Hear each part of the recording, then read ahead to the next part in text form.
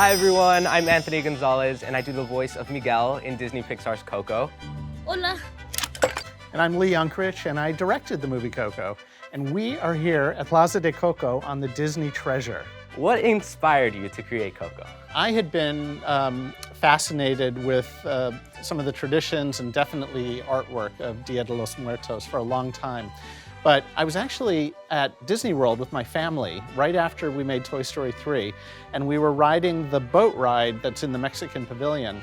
And I distinctly remember looking up at a bridge over the river as you go in, and there was a paper mache mariachi band up above. And I remember looking at that and thinking, oh my gosh, I love this world, but I don't think I've ever seen it in a movie before, animated or otherwise.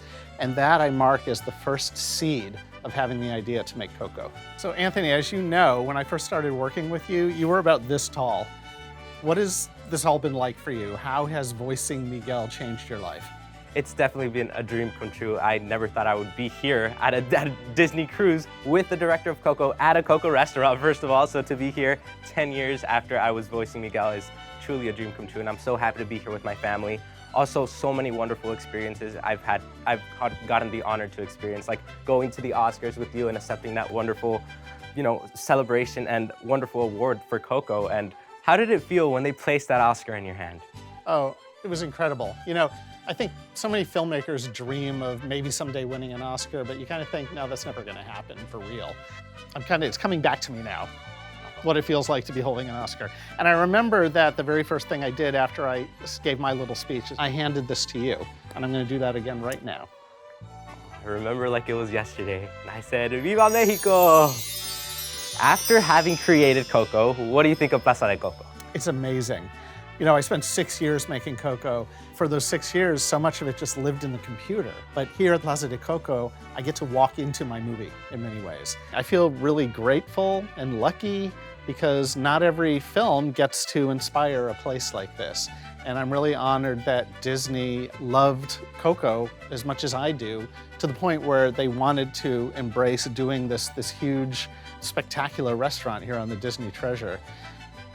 When I did all my many research trips to Mexico, I was inspired by so many beautiful things and beautiful families, and all of those things permeated into the film. And it's so lovely to see a lot of those same things brought to life in the restaurant.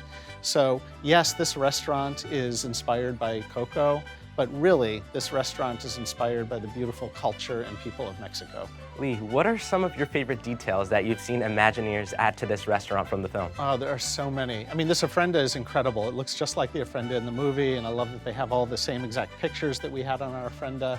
But there's so many other things. Like, throughout the restaurant, there are a lot of different chairs, and they don't match. They're all over the place, different styles. And that came directly from a lot of the beautiful families that we visited in rural Oaxaca. I would be in their homes and I would see that they didn't have any chairs that matched. And it was a detail that we used in the film, and it's a detail that they brought into the restaurant in a really lovely way. I also love this really long hallway that you have to walk into to get into the restaurant. It's this big long hallway, as you can see. And the Disney team did an amazing job decorating it. And they've got all these great alebrijes down the hallway. I love that they have some of these low so that little kids can actually come up and interact with them and touch them and see what the alebrijes in the film were inspired by, the real Mexican folk art. This is one of my favorite things. They did this beautiful wall full of fragments of music and songs that Hector sent back to little baby Coco. And you never really get to see them in the movie, but I love that the Disney team put them here on the wall so that the guests can really enjoy them. And I love this little detail of the missing guitar on the wall. Like they had it on display, but it's been removed because they're using it in the show. One of my favorite things here at Plaza de Coco has to be the music and the wonderful shows that they put on. We have Miguel, we have Hector, and Mama Imelda all coming together and singing all the wonderful songs of Coco, and also other wonderful Mexican songs. Absolutely. We can't wait for you guys to experience Plaza de Coco. And we can't wait to see you here on the Disney Treasure.